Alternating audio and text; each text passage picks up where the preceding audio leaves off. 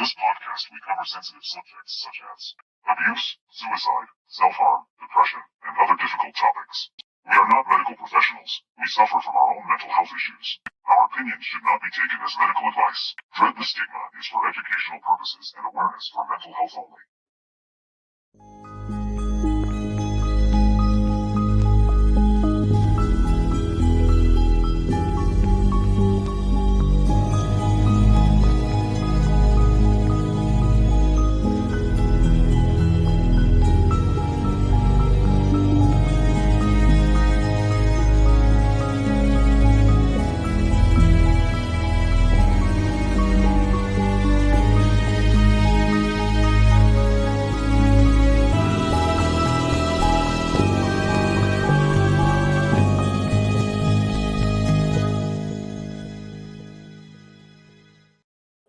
Boo!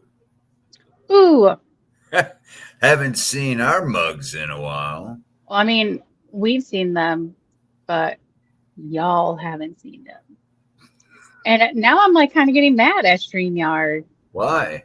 because it's not letting me, like, I always have to go to my page and change it from being private to public. I don't know why. I don't either. Now I'm doing it and it will not let me do it. I've had that problem as well. And this is making me really mad. So if you're trying to watch, I apologize. on Lydia's Facebook, it's probably not going to happen, but you can go over to the Dred. I'm going to keep working on it.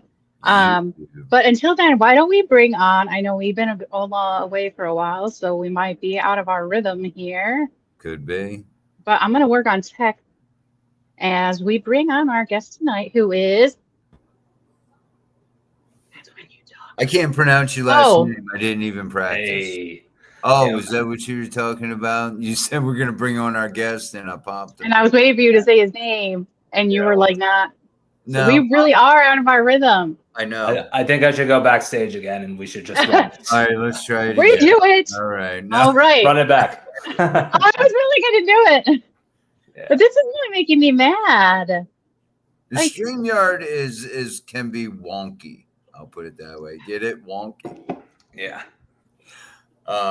Yes, we have. How do you pronounce your last name, Brandon? Yeah. So, Karazinski. Nice, Karazinski. Okay, nice. It's not as hard as it looks. Yeah. I usually try to sound it out like Kara-sin on ski. Like I have my own little saying of it because I went through so many years of many a school teacher mispronouncing my last name. Kara-sinned on skis is how I like to kind of break it down for folks. So if I could put it in a sentence, that's how I would break my last name down. All right. Well, we'll stick with Brandon tonight. How's that? Hey, I like it. I don't think we need to be as proper as last names. But thank you for joining us. It has been a while since Lydia and myself have done a Dread the Stigma podcast. It's been long overdue.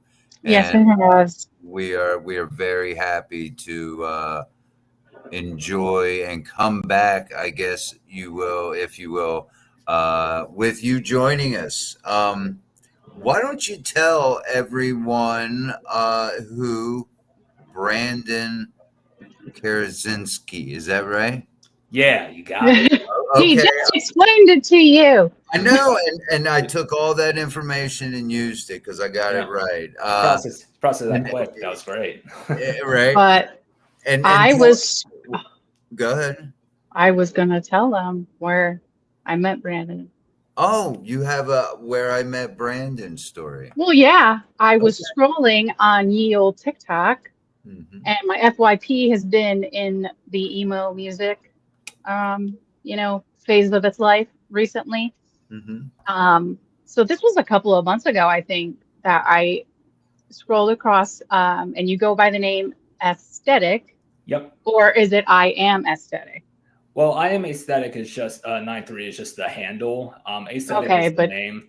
Gotcha. If I could just to tell you the origin story of that. Yeah, absolutely. I'm going on almost 8 years doing the solo project. And when I was gearing up to release my first single, I had it all ready and prepped. but 2 weeks before the release date, I didn't have a project name for it at all. And I didn't want to release something just with my last name because I don't having to sound out my last name. It's not very marketable. So Right. I ended up having a nerdy discourse with a friend of mine on Facebook about Star Wars and the aesthetics of Star Wars. And I was like, I think we might have something there. Yeah, so right. I just took the aesthetic word and just been rolling with it ever since. So. Right. So the origins come from Star Wars. Yeah, I'm really nerdy like that. So. Oh yeah, that's fine. That's okay. Nothing wrong with being nerdy. I'm nerdy. I love Lord of the Rings, though. Ooh, it's a good one. It is. I don't know if Otis is into either. I feel like he'd be Star Wars. Well, I mean, you kind of really. look like Gandalf, but. Here we go with the beard jokes. I don't think I've ever had one before. Yes. What, a beard joke? Yeah, I never done a beard joke. But so came up with aesthetic, and that is how, when I was scrolling one day, I came across, and I believe I don't think it was Rockstar, because I think you've just started promoting that song, correct? Yeah. So Rockstar was the last track on a 4-song EP I put out back in the fall. And what I did was I had a little bit of a gap time between when I was promoting Rockstar, namely the music video that I did for it. I had some gap time because my son came in mid-March. So Congratulations. Thank you so much. And yeah, so things were on hold for that time, but I knew that I just wanted to come back and at least reintroduce the songs that had already been released. So there was the first track, Care, there's Class Clown, and People Pleaser, and then Rockstar is the most recent one that I've been really pushing. I got 4 visuals for the entire EP. So just was happy to be able to reintroduce the old songs, but also top it off with one final visual chapter for everyone. So, do you feel like you had a better reception to the older songs than you did when they were first released, or? Well, it was just cool to re-push those songs again and see what new followers would amass from just reintroducing them, because even though those songs have been out for a little while now, they're not new to me, but they could still be they're new to somebody else. They were new to me, for you, for instance. Exactly. So, and I commented and he commented back, and I was like, oh my god, and they never comment back.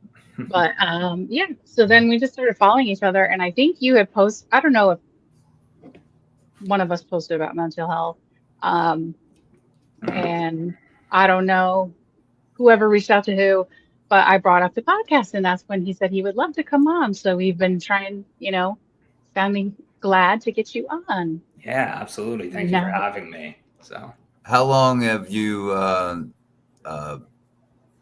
been making music? Is this a childhood thing that you just kind of living that dream out? I mean, was that your number one goal? Right. Yeah, absolutely. So I started in music very young. My first instrument was guitar. I started taking lessons when I was 8. I went through a bit of an interesting, life cycle of music from early on. Like I had my 3 main influences, like family influences for music, were my grandfather, who raised me on like Frank Sinatra, Elvis, the Beatles. Then I had my dad, who raised me on like 70s and 80s rock, like Led Zeppelin, Van Halen, Guns N' Roses, and then everything from like the 90s onward, I kind of found on my own. So I started playing guitar when I was 8. Funny enough, I was inspired by a Michelle Branch song to get me going. Oh, which one? All You Wanted. That's a good one. I remember hearing that song on the radio all the time as a kid, and I was just like, it's such a simple progression, but like there's just something that just really grabbed me about hearing that riff. And so I love Michelle Branch. Oh, she's like so underrated in my book. Like, truly. Right? So she really is. Yeah, she had like a moment, and then all of a sudden it's like, where did she go? But she's still doing her thing. So same thing with like Fifi Dobson. I feel like, but continue. Yeah. So from 8 years old on, that's when I started my guitar lessons. Then in middle school is where I started playing and dabbling and playing in bands and such. A lot of 80s rock type stuff, some more punk rock emo type very Warped Tour scene stuff. I played in a band that gigged pretty frequently from 2011 to 2013, and that was I played through that until I went away to school. So I spent my first 2 years locally at community college, and then I had my 2 years that I finished away from home. So I did the band from 2011 to 2013 during that time. And then once that band split up, I was like, you know what, I still want to do music, but it's hard to just get everyone on the same page to want to keep doing, the whole band thing. So I just decided I'm going to keep doing things on my own. And while I was still dabbling in the rock stuff, it wasn't until 2017 I had been a part of this music production page on Facebook called Make Pop Music. And that's where I got to, the guy who started it actually dabbled in like more metalcore sounding music, but he wanted to have a page dedicated to making more mainstream popular music. And I connected with him, and that's how I ended up creating my first real like electronic pop song called Happy Again. And that kind of started the whole story of Aesthetic. Happy Again was really just kind of me wanting to find a way to dedicating myself to, finding a way to be happy in my life, because I did go through some, stuff as a kid that really crafted me into, who I am right now.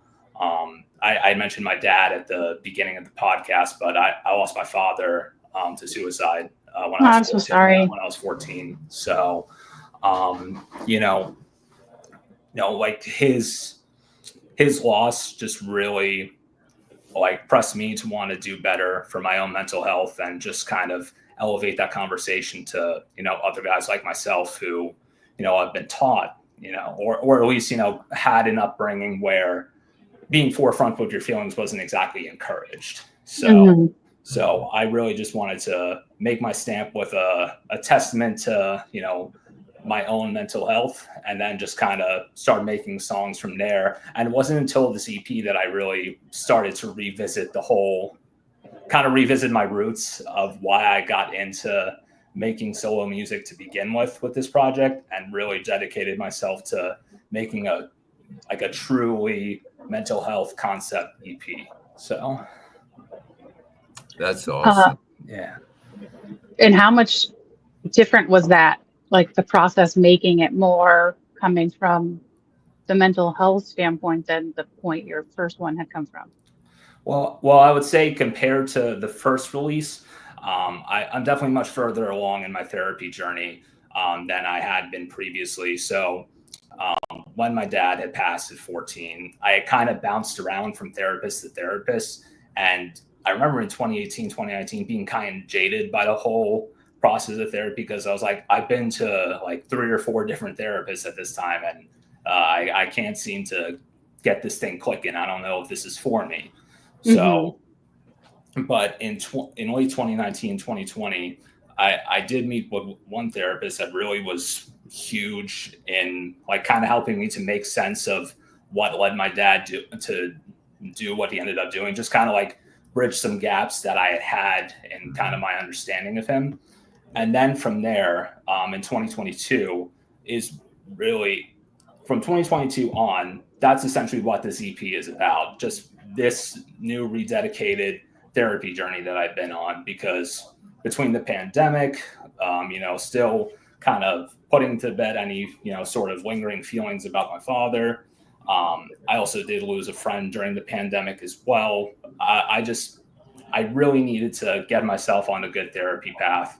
And the second I started doing therapy is when I wrote the first song that I made for this EP called Care. And that one was really just kind of me realizing I'm not in a good spot right now. Mm-hmm. And I have to take one of these two roads that are in front of me, which is, a road to self-care or a road to self-destruction. So, yeah. Otis, No, do you want to bring up Care? Well, here's the thing. You saw me drop out. You know what? Here, I'll bring it up on my side. Keep talking. Okay, you Sorry. bring it up on your side then. Yeah, that works out. I apologize. Yeah, that's rough. What I heard, I don't know how much I missed when I dropped off, but yeah, that's tough. We'll get into that. Care was actually the first song I listened to.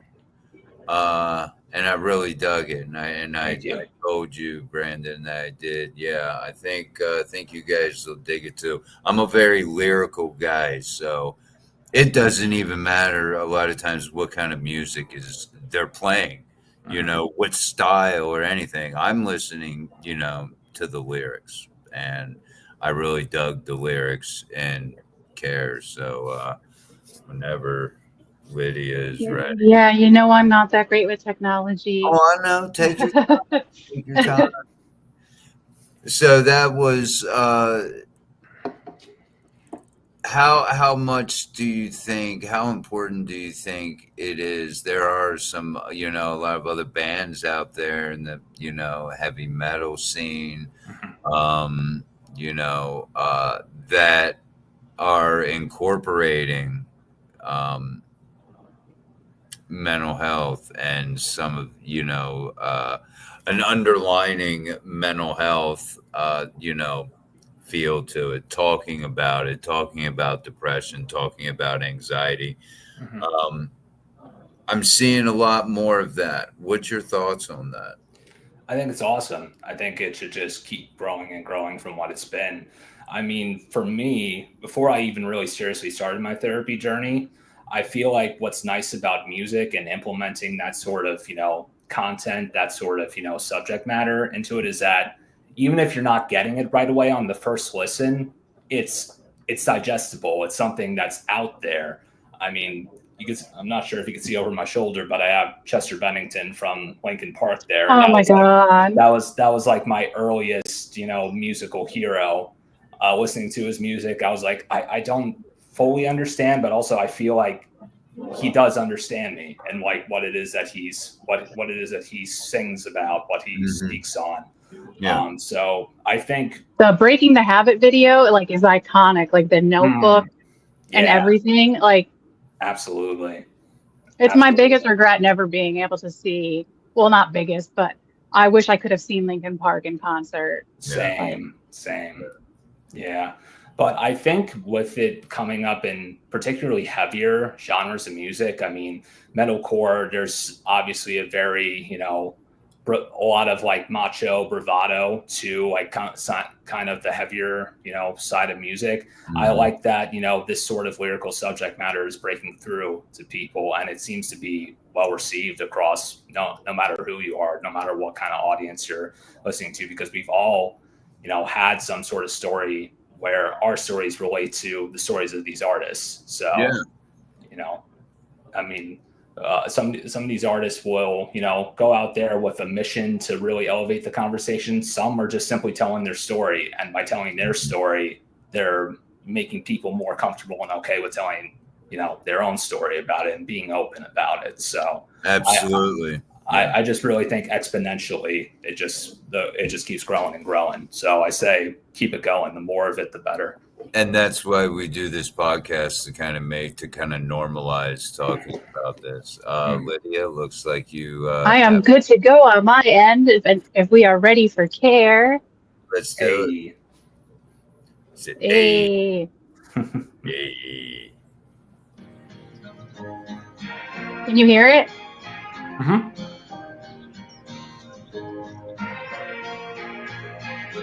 The other day I don't wanna wake up, I wanna stay in my bed, restless nights from getting wiser. All these thoughts in my head, I know there's upsides to being self-aware, but I've seen too much. I just want someone to care.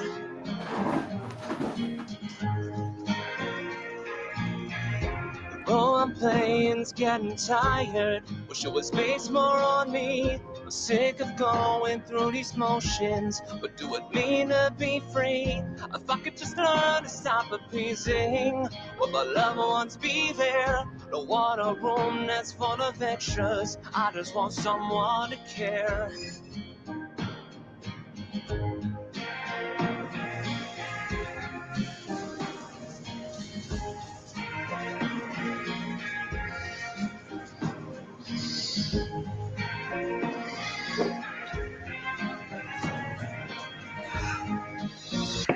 And I could chase a bit of renting, or I could take my time.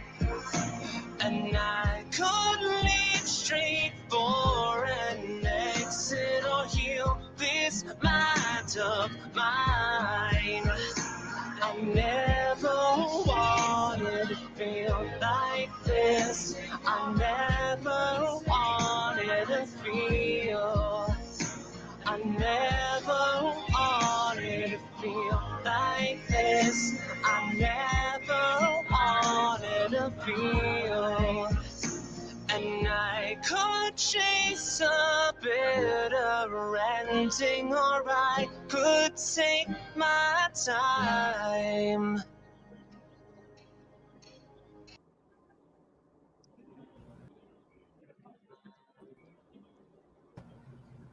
Where are we? There we are. Hey, There we go. There you go. See, you did that. You did that. I did it. Fine, right? did Now, well. had you heard that song before just now, Lydia? Yes, I have listened Okay. to his music. I've tried to exit on my other screen. It was Sorry. I gotta say, it was actually cool watching that video because I was gonna say, how did you feel watching it? well, the first thing that stands out to me is I had just moved into my house when we shot that video, because we shot this at my house. And I was like, the first thing, and I was like, wow, I've made a lot of changes in 2 years since we did that video. So, but just to see it again and just kind of like put myself back in that place. Like I feel like what was nice about this music video and all the music videos afterwards for this EP is I got to be really intentional with every single like sort of shot sequence. With, you know, for all my videos, and truly like all the music videos I've done is just very trial and error. So what's nice about, if something doesn't go all the way perfect from what I envisioned it, I have something to work on and correct for next time. But we work in low budget indie films, so we get it. yeah, absolutely. So I always make it a point to have an outline with the shot sequence that lines up with the lyrics, and we try to, you know, stay true to that, you know, idea and vision as best we can. And, you know, the videographer that I worked with there, I actually went to college with him. And so I had known him from very early on before this solo project came together, and just working with him was wonderful. I mean, he just brings such an energy. Like, even though I'm singing one of the saddest songs I've ever written, the guy is just hyping me up this whole time. It's like, yeah. So like, it was a really fun process for what was a very heavy subject matter. So, do you feel as though listening to that song now, mental health wise, where you were when you did that compared to where you are now? Oh my God, compared to where I'm at now, I mean, it's a night and day difference. So where I was at with writing that song, I'll just be fully transparent about where I was at back in, I wrote that song in 2022. So during that time, a lot had changed in my life. Just started to come out of the pandemic at that time. So I was living in LA from 2020 to 2022. My wife and I moved back in spring of 2022 after living in what had been my dream city for for as long as I was a little kid. So leaving that chapter and entering in the new chapter of, settling down, getting married, buying a home, starting a family. I was just kind of at that sort of bridge point emotionally. And also I just had a lot of things that carried over from the pandemic that I needed to work on. So to give you like my honest state of mind when I was writing that song, when that song first became inspired, I was in this state of mind where it was like, I didn't want to die, but I also didn't want to be alive either. Like that's a weird feeling, ain't it? I'm there quite a bit. Mm-hmm. Yeah, I'm not going to go out of my way to make it happen, but if it happens, I'm good with it. Yeah, exactly. Like you just, it's that weird sort of mental gray area where you're like, I am just unbothered either way. Yep. Basically. I'm not going to wake up. Oh, I'll go to bed early. Mm-hmm. Exactly. Is it wrong to think those things? Like, hey, listen, we're being open and honest about this. We are. I mean, and the nice thing about it is that this is 3 years later where a lot has happened. Where you probably didn't see yourself where you are now because you're in that mindset. Absolutely. So, like, what would you tell yourself? What I would tell myself first and foremost is go get an ADHD diagnosis sooner rather than later. So it wasn't until a year after I wrote that song that I finally got diagnosed for ADHD, got with a psychiatrist, and like started the whole med path for myself. So that was, I mean, that would be my first tip of advice, but also moreover, just to speak more generally, like it gets better. I mean, you think you're in the hardest point of your life, but you thought you were in the hardest point of your life. Exactly. So like you thought you were in the hardest point of your life so many times previously. You got through those hard times and, you're on to the next one, and you could do the same here in that situation. So, and also you can write some pretty cool songs and tell a pretty cool story, both visually and sonically speaking. So.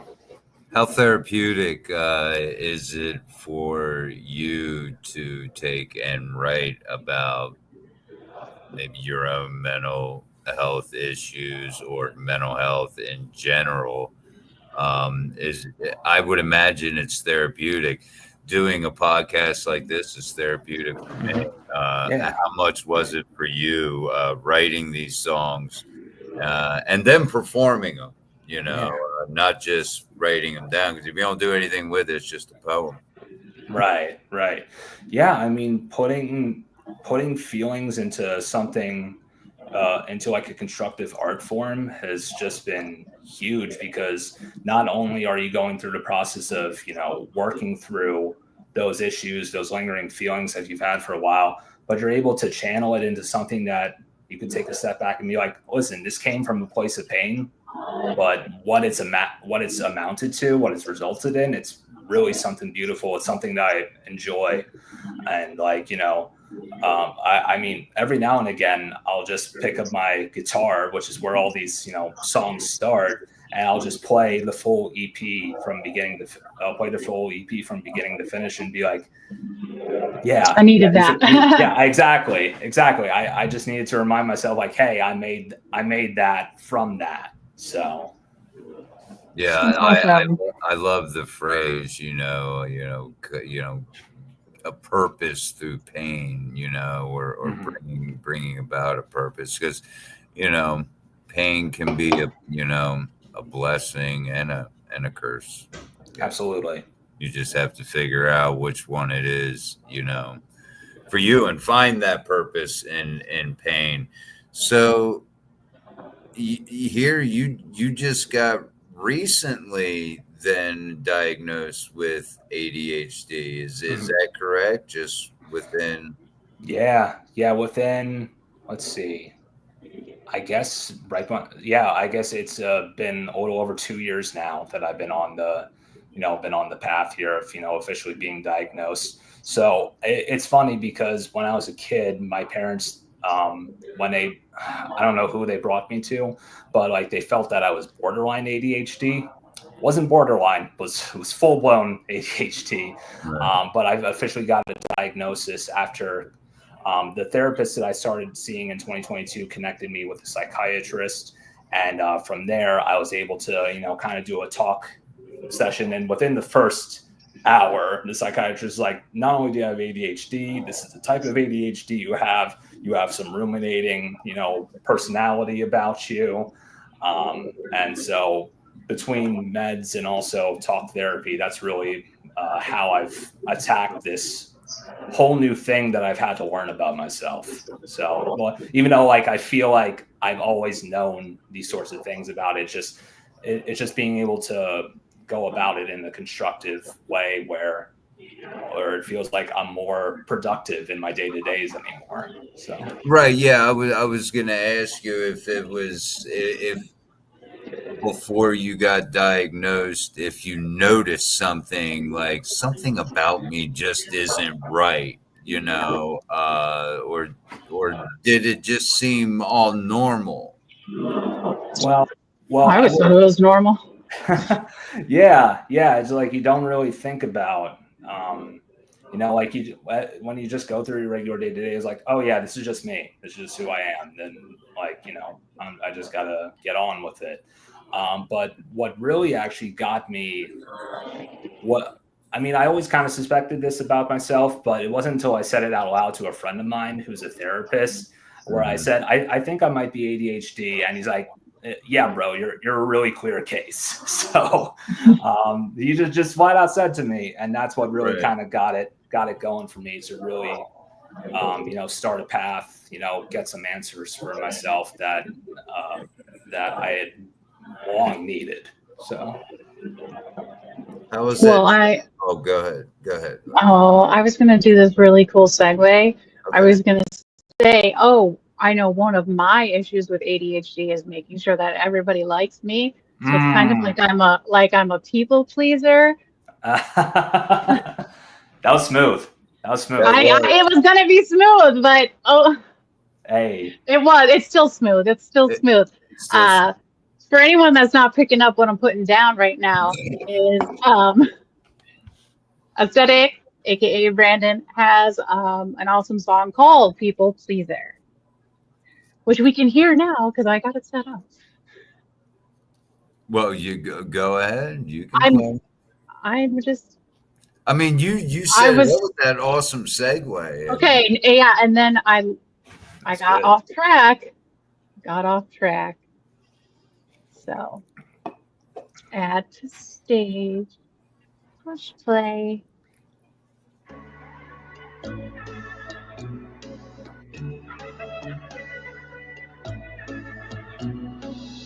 Talking heads have tried to tell me what to do with my life. Go to college, get a career, and always heed our advice. Been doing all this walking, somehow to keep on talking. Don't matter how far I go, cause it's then my moves start. One step forward, two steps back. I need to get off this endless track. Slow my roll and tell you I won't be your people pleaser anymore. I won't be your people pleaser anymore.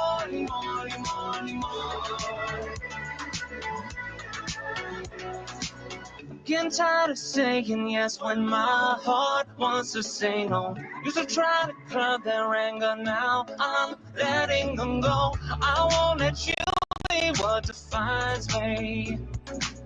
You had your vision, but now you'll see what I see. One step forward, two steps back. I need to get off this endless track. So let me hit the brakes, slow my roll, and tell you I won't be your people pleaser anymore.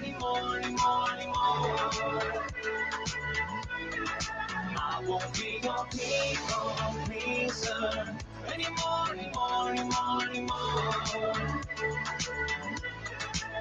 Oh yeah, and when you find your own way, that's when you can say you're not a people pleaser. Step forward, two steps back.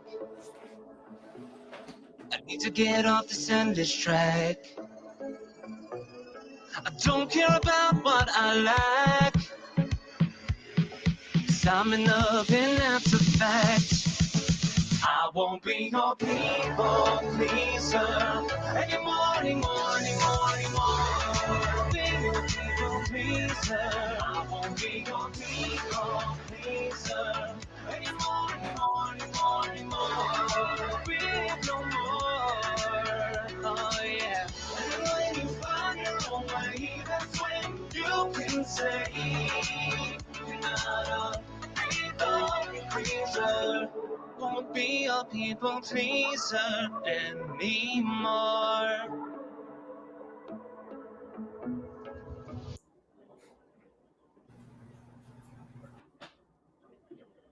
There we go. Woohoo! I did it. You did it. Yeah, I'm still so soaked on that segue that you did. So Yes. I love segues. Not just the ones you write on, but also the verbal ones that I am so good at. They're just like fun, yeah. especially when they're like really obvious, but yet still funny. I love that. And that song, it gets stuck in your head. Yeah, it's funny how, you know, the style of that song came to be. I kind of went back in time I was kind of listening to more like, funny enough, I was listening to kind of the stuff that got me started into making electronic pop music, kind of more dance pop, like Gray, Zed, things of that nature. So going back in time to like 2015 and just kind of putting, you know, that lyrical twist on, that lyrical twist on all of it. So once it started feeling, you know, catchy on the guitar, that's when I knew like, okay, we have something here. So yeah, and just I think it has a catchy hook, but I think the lyrics in the verses mainly kind of, you know, do a lot of the heavy lifting there in terms of driving the message home. So Yeah, absolutely. I can relate to the whole problem of people pleasing myself, having BPD, and you know, I don't like confrontation, and I'll do whatever to avoid that.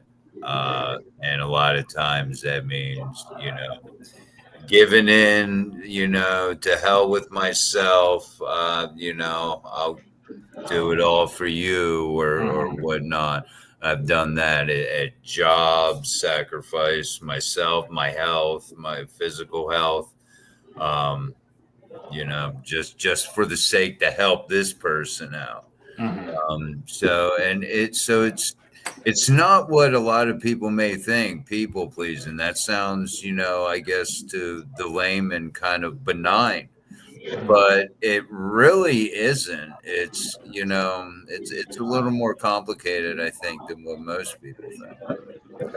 Yeah, absolutely. So to go early days with this whole concept for me, I remember in high school being so high school, like college years, being so disturbed when I felt like I knew of a negative opinion about me that was out there. So I used to feel like I had to, you know, twist myself into a pretzel to try to feel like, okay, how can I make this person like me? You know, how can I used to believe in this not real concept of a universally positive opinion of oneself, you know.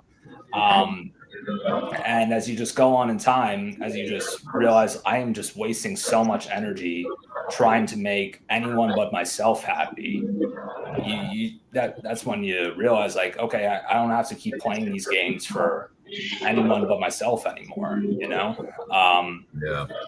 And when it came to that song, I mean, I feel like I really kind of dug deep and just really kind of, it's kind of a statement for me to just say, I'm going to just be me. And I'm not going to be apologetic for it. Whether it's, you know, and no matter who it is, whether it's, you know, a friend group, whether it's, you know, family, work, whatever it is, whoever it is, it's important for you to, you know, not maintain peace for someone who doesn't respect your peace. So Yeah, no, absolutely. You know, your own health, be it your physical health and especially your mental health, should always come first, and you should not sacrifice either one for somebody else, because you know they're not going to have to live with you know this. You guys don't have to live with this, so I got to look out for this. You know. Yeah, I can. There's there's a lot of stigma around. Have you felt the wrath of the stigma having ADHD? Have you come in contact with any of that, or are you surrounded by more, you know, I guess, open-minded? I'm guessing would be a good way to put it, because a lot of people are not when it comes to mental illness. They take what the media, you know, portrays poorly, I may add, movies, TV shows. And that's why I like, you know, artists like yourself, like Citizen Soldier, who will, you know, bring this to the forefront, bring this topic to the forefront. I think I was working up to a question. I have no idea what that question was. yeah. I So I can't pick that up for you either, buddy. We're not. Thanks. So in terms of, you know, pushing, you know, the conversation forward, at least speaking to my own like interpersonal life, I'm thankful to be surrounded by a really supportive village of people. You know, whether that's, you know, my family members, most importantly, I mean, number one is my wife, 100%, 100%. I mean, she's just been, she's one of those people that I can think of a couple people in my life that have like really come in and just really made such a profound impact on the person that I am today, and she is definitely one of those people. That's awesome.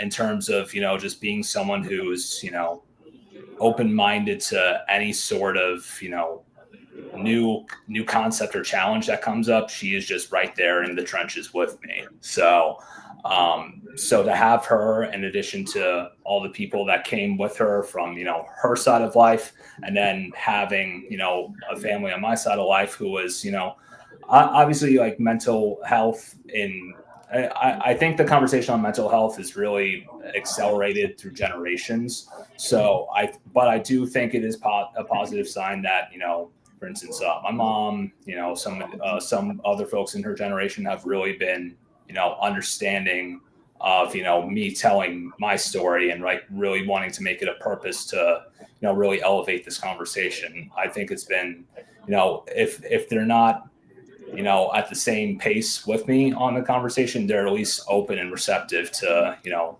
coming along for that ride. So Yeah, and a lot of times that's all that's needed, is to just be open and receptive. You know, education, open discussion will definitely show that a lot of things that the, you know, the stigma of mental health is pushing is false.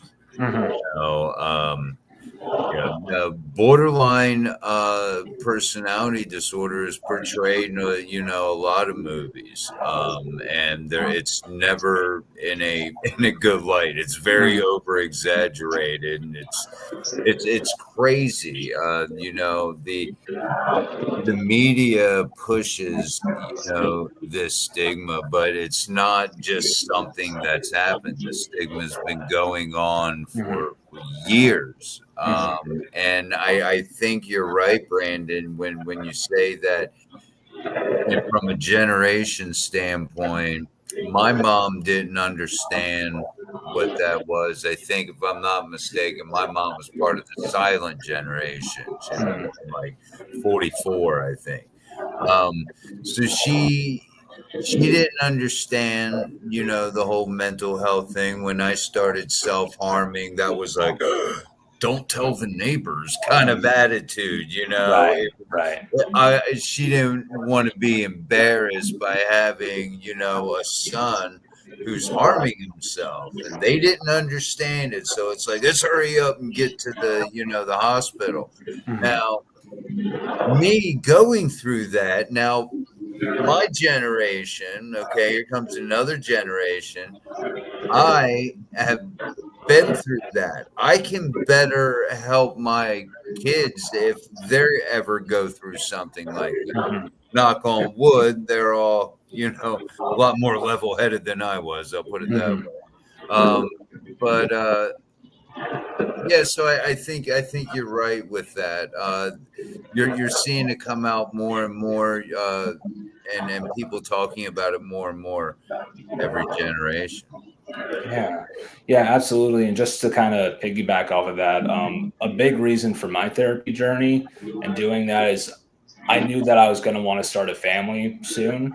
And I wanted to be, even though no one is ever like fully ready to be a parent or anything, but I wanted to feel like I was getting my ducks in a row as much as I could up here and in terms of the world around me as much as I can in preparation for my son. And I think it's been good because it's been the best, chapter of my life, but it's also been without a doubt the most challenging as well. Just having this sort of, work that I've done in preparation for that, I'd hate to imagine where I would be if I hadn't put in that sort of, grunt work and just wanting to, and just being open and honest about how it is I'm feeling and just kind of attacking where those feelings were coming from. So that way I could better, get myself right. So that way, if he should ever be in need one day, I could be, a resource for him. So sure. Yeah. And, you're not going to be, much of a father if you don't take care of, this up here. You got to be good with yourself, before you can, be that person, I feel, to your wife, to your child. Because if you're struggling up here, then how much good are you really to the rest of your family, depending on how debilitating it is. I've gone through times where 2 weeks in a bedroom, only coming out to go to the bathroom, just a major, depressive, episode. So, I know it can affect, the family. And it's tough, especially if family is not, receptive, doesn't understand. That makes it rough because then you feel like, hey, who's ever gonna, understand what I'm going through? And unfortunately, a lot of dark thoughts can follow that, and they have for me. They may have for Lydia and yourself. I don't know. Well, I kind of. Oh, are you still going? My bad. No, I didn't know what the whole Foo Fighters comment was. Yeah, I saw that too. But no, I was going to say I kind of want to change perspectives. Sure. Because I know that there are certain like songs and artists that have like gotten me through like hard times. That song that you just put on repeat, and that is like the song that gets you through it, or that album is a song. Do you have that? And do you look at it differently now, being someone who may be that song for someone else? Oh, wow. That's something to think about for sure. I would say for me, I mean, as I mentioned earlier on in the conversation, Chester Bennington, Linkin Park, those first two albums were just, who had a better first two albums than them? Truly. Right. And not only for it to be, so commercially successful, but also the subject matter to like really, speak to that many people in the way that it did. I would say, funny enough, the song that my wife and I go to, and we actually did a little duet cover of Heavy by Linkin Park a couple years around this past Christmas time.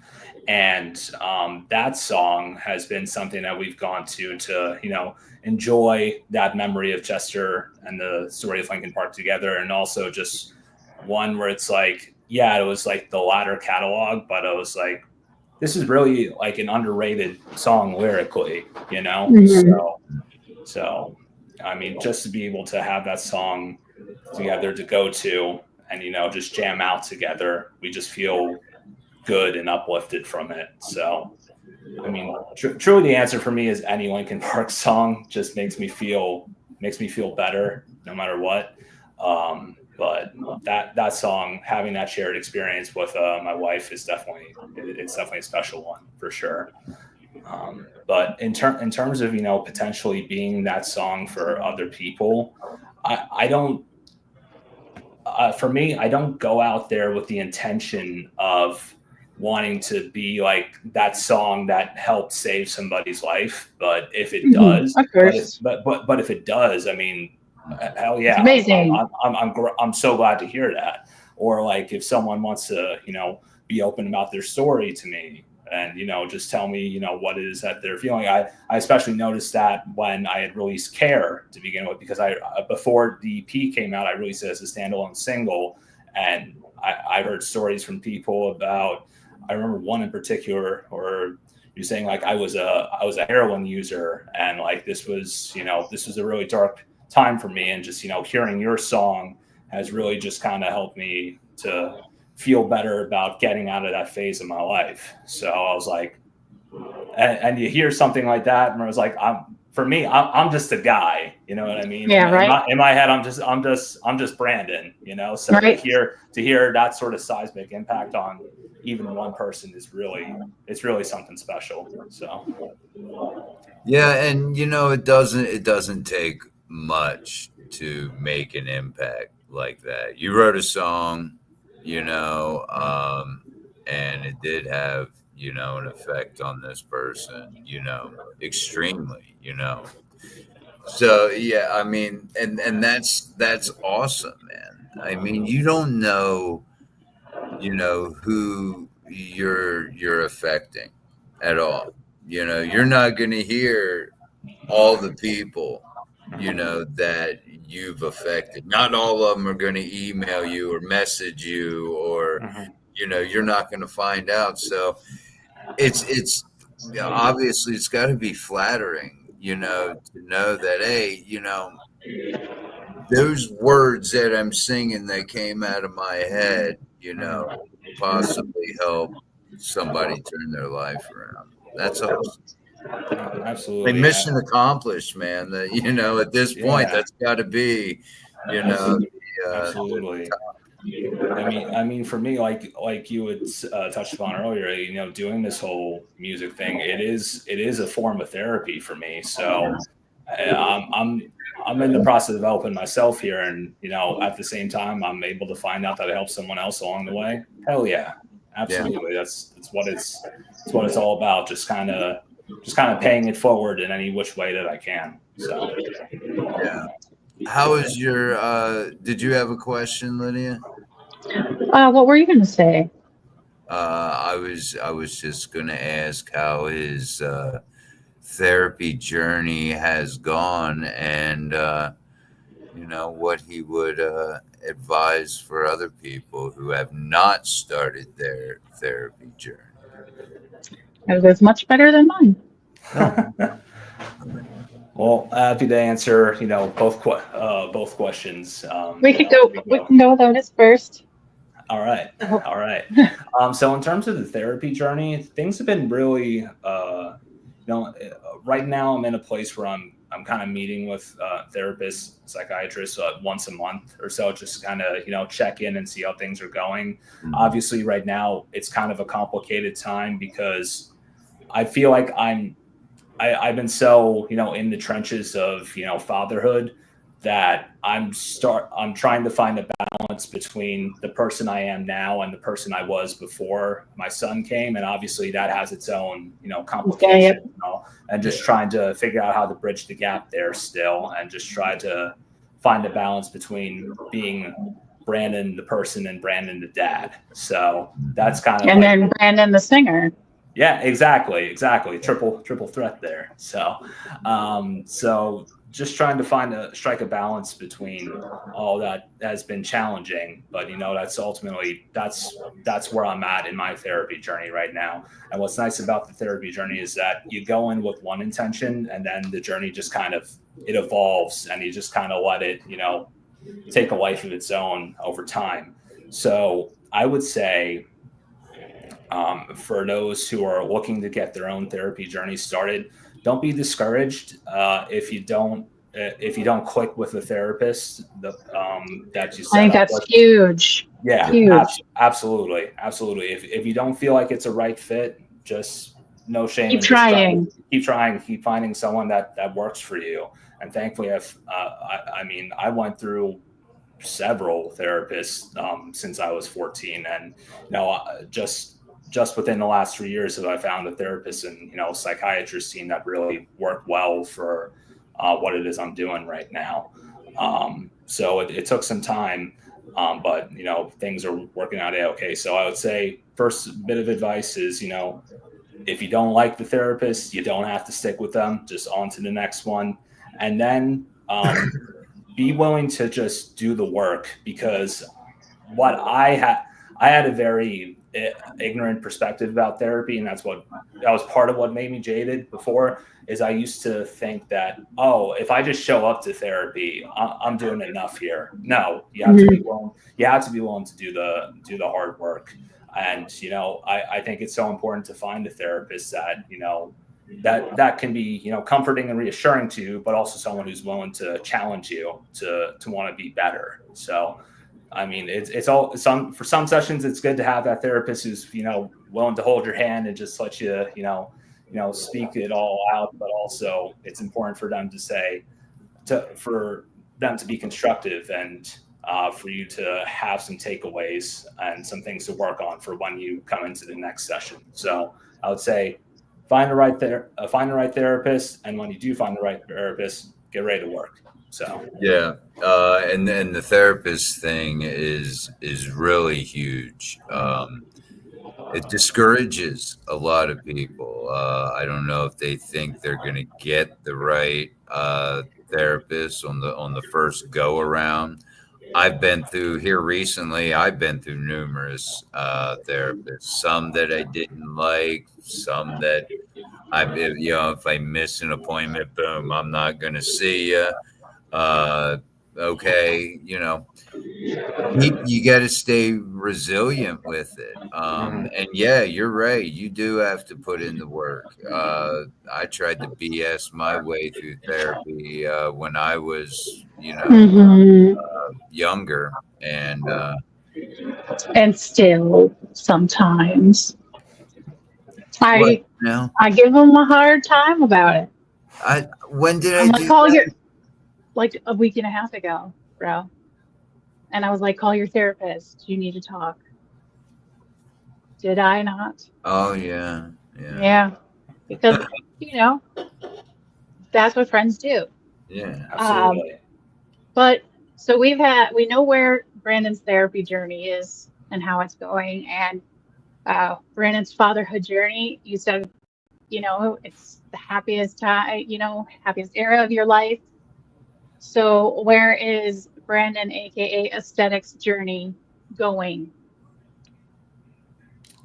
In terms of where it's going, it's funny when I get asked like, what is future plans, like what is next for me. I feel like ever since I became a dad, I've like immediately become day to day anymore. So like it's kind of really hard to see beyond that. But I would say for me and what it is I'm going to do with the art, I think what's nice about having this brand new person in your life is that you have this kind of blank canvas to make more songs about them. I before he even arrived, like 2 weeks before he came, I had already started on a song about what I would say, what I could say to him if I could say it to him right now. So I think eventually, when things are a little bit more balanced in my life, I'm going to want to do like a reimagination of the EP that I just did, kind of like an unplugged acoustic version of it all, because that's how these songs started off. I mean, I know they're more dressed up and more electronic, but all my songs start off on guitar. So I would do an acoustic EP and then maybe throw in like a bonus track about another sort of, subject of therapy. So I would say the next steps for me would be to get onto that once I'm starting to find that balance in, being Brandon the person, Brandon the dad, and Brandon the singer. Yeah. So I would say that would be what's next for me, but also just be open to what life has in store for me, really. I could be about plans and expectations as much as I want, but some of the best things in my life have just kind of come unexpectedly. So, right. Yeah. So I mean, just kinda, anymore, it doesn't seem like you really need it really does any good to take and plan anything. It seems like plans always get, screwed up. You just take it day by day, roll with the punches, whatever. Absolutely. Easier said than done for me, I can tell you that. Yeah, and to just isn't it always? Oh wow, we're getting some checks going on here. Sorry. I know, man. Wow. We lost our groove. Yes, Brandon, you were saying. Yeah, so to just kind of tie it off, and the reason why my song that I've been pressing, Rockstar, has been the last song of that EP. It's just realizing that you don't need to plan your life too hard. You don't need to set expectations for yourself and hold yourself to those expectations, because you need to be open to what life has in store for you. Kind of the mantra that I've been going off of, and I implemented it into the lyrics of Rockstar was, if you keep looking too far ahead, you're going to lose sight of the road that you're walking on. So I really have been trying to live my life in that sense of just, not looking too far ahead, because, you can miss out on all the things that are right there in front of you. So. Absolutely. Yeah. Well, thank you so much for taking time to come and chat with us today.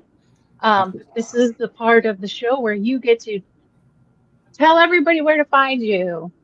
Absolutely. Well, thank you both for having me on. This was a lot of fun. Really enjoyed this format here. So, like I said, I came into this trying to want to treat it like a Sunday night therapy session, and I think we got that. So, yeah. And we didn't cry.